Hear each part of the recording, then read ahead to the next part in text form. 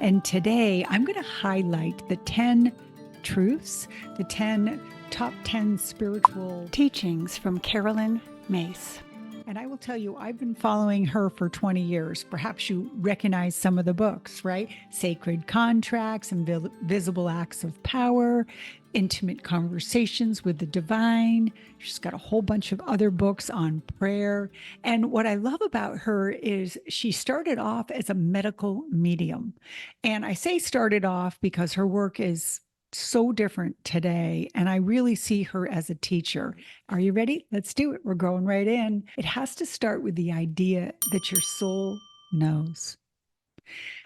Let's think about this for a second. Your soul knows the journey. Your soul knows the life plan. Your soul knows your intentions, the things that you wrote out and set to learn. She talks a lot about this in the soul contracts, okay? And so if your soul knows and you came here knowing, what do you think the number one thing is that you're going to need to be absolutely connected to pay attention to what your soul knows? And that is your intuition. And I talk about this all the time on my channel, after all, the intuitive mindset, right? So I love the work of understanding your soul. And it doesn't matter whether you call it your spirit, your source, we have many names for this word soul, but in the intention that we came here almost preset and not fate. Okay, I'm not saying that, but that our soul is on a journey and our journey is to follow our soul's journey. Can we veer off? Yeah, but pretty much we will get back on track if we're listening to our intuition. Number two, you are not your story. She talks about this quite a bit in her books, all about letting go of the past and not reliving the same experience over and over and over again as if it happened yesterday. And I heard it in another way, and I want to share this with you, that if you take the past experiences, kind of the reason that you are where you are today, and you remember them, but with maybe not so much emotion, then you can stand back enough to truly call it your wisdom. And I love that because it really puts the power back in us to not recreate the future over and over and over and over again. Now, hey, I'm here to let you know we have all done it. And those who need to be healed, right, can honestly say there's most likely a reason for that. I identified my problem with kind of connecting with the same guy over and over and over again until I was able to change the story and stop seeing that story as the same one I was going to relive. So I think you know exactly what I'm talking about. Let's move on to number three. Everything is energy and energy is everything. This is my mantra for how I understand energy and how energy impacts and influences absolutely everything in our life. And this kind of goes back to, again, intuition, right? Walking into a room and recognizing the vibration of it and realizing that it doesn't match. Being in a relationship and having there be conflict constantly, recognizing that, again, there's a shadow in there that needs to have a little bit more light. If we're not connected to our energy, or we let our energy just settle and be dull, and we're not working with our energy, changing it, mixing it, adding more light to it, then we become stagnant in our energy, right? I talked about this in another video recently, and it was about feng shui. I redid my house, and I was really aware that I was holding on to old things, but yet wanting new things to come in. That's energy, how we feel about the things that surround us. My beautiful books, the three that I'm highlighting today by focusing on this one particular author, they matter because they're giving me something that add value into my life, and I'm sharing that with you today. So being mindful of our energy and that everything has energy is truly a very important life lesson, and one of the truths that Carolyn talks about quite often. Let's move on to number four. Taking responsibility for your own life. Now, I will tell you what I love about Carolyn the most is that I'm saying it really kind of kind and with a soft voice. She can get pretty direct in explaining that you're not the victim here. And I love that. There is absolutely nothing more empowering than being empowered to create your own life. So if you're standing in a life right now that isn't exactly the way you want it, well, guess what? That means you have complete control or intention to move it in a different direction. In fact, I'm here to tell you, along with her, that you're the only one who can do this. Co creating, you hear Abraham, the teachings of Abraham talk about this quite a bit, right? You stupid humans, stop following the waves upstream when all you have to do is let go of your oars and let the boat ride its way. That is this energy. And it's certainly a spiritual truth that I can stand behind. Number 5 talks a lot about healing is the journey. And this idea that we're on a healing journey and that at some point we're going to cross the finish line and be healed, that's ridiculous. We're always diving in a little bit deeper and learning a little bit more. I mean, if you've learned nothing in the last year, or certainly having gone through COVID, we certainly know that the universe can take over and put us in an uncomfortable place pretty quick, and we need to use all those tools all over again. So we're always kind of working and exploring, and we're never done, right? But also, this isn't just about the physical body. This is about the mind. This is about our energy. This is about the journey of healing, and not just self, but potentially the world, the earth, right? The grounds, the air, the everything. We're working to be in better alignment or raise the vibration of, which means forever changing.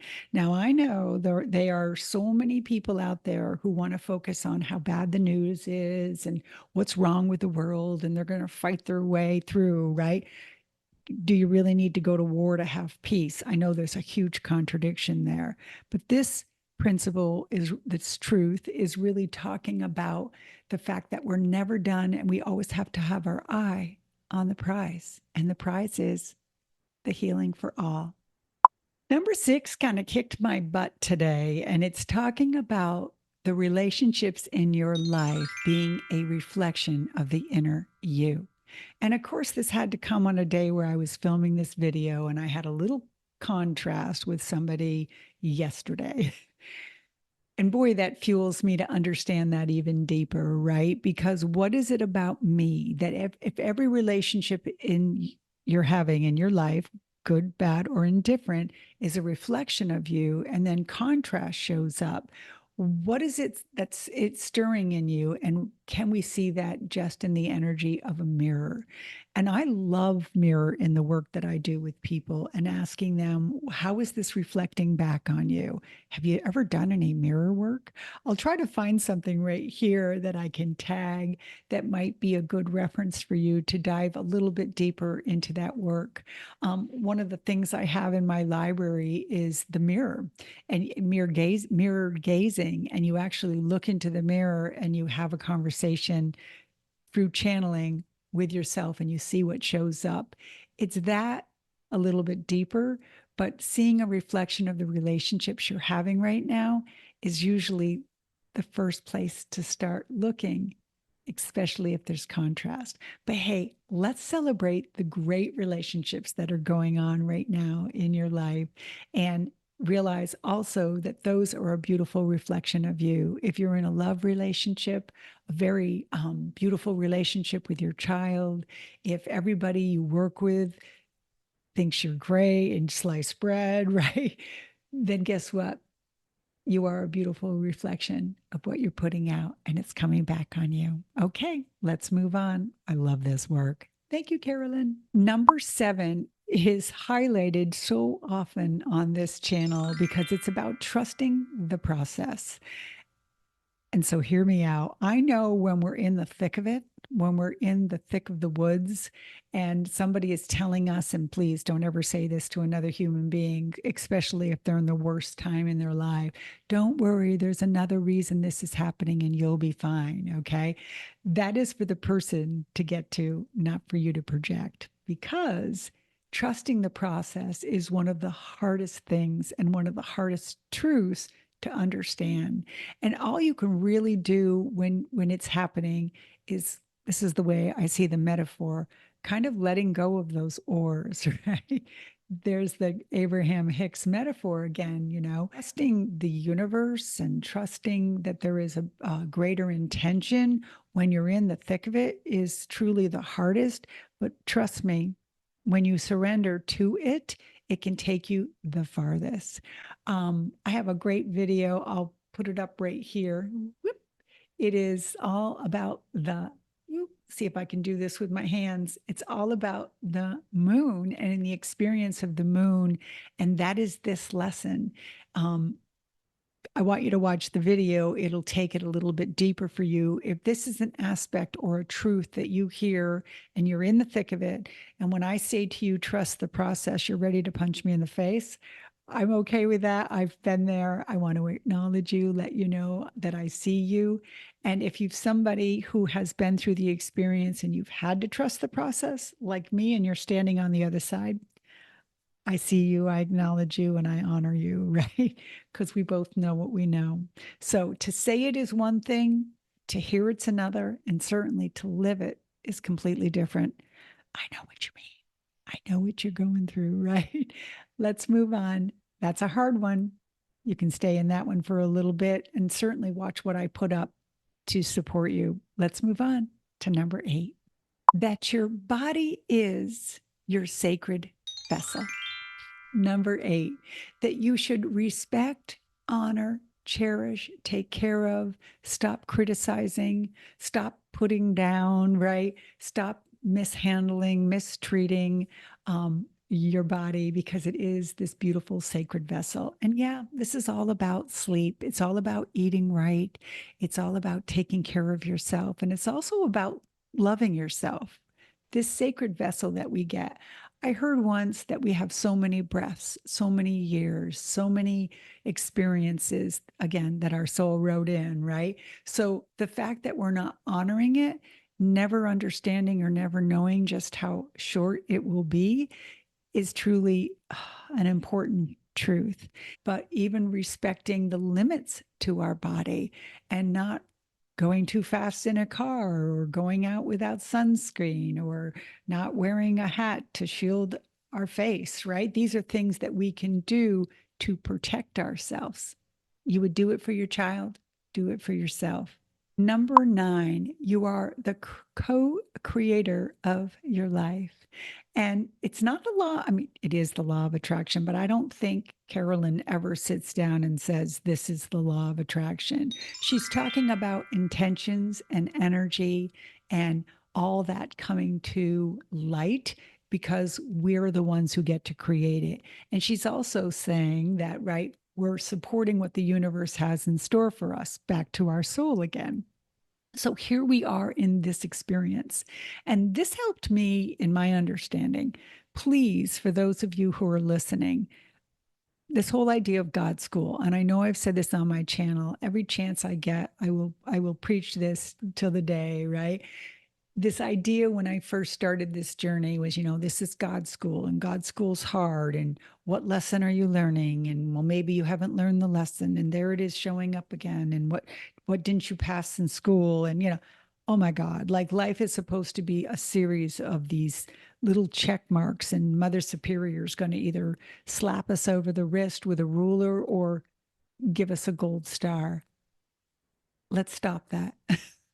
Let's just lose that mentality altogether and let's go to the truth that life is an experience and that you wrote this in and you wanted it and you're living it. So if you're really pissed about it, go back to self, right? And of course, we have to end with number 10.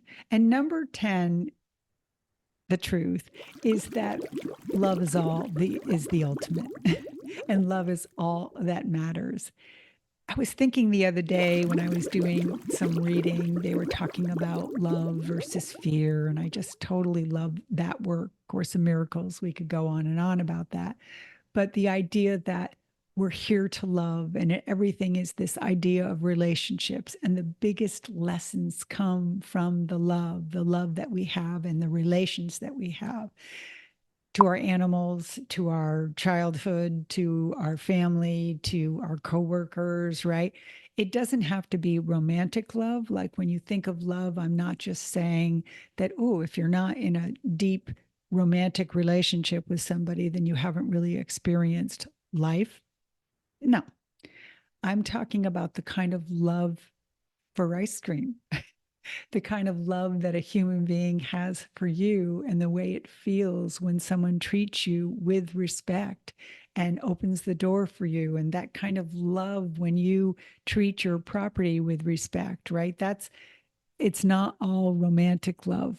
We are talking about the vibration of love, which is endless and is on all things, the love for life.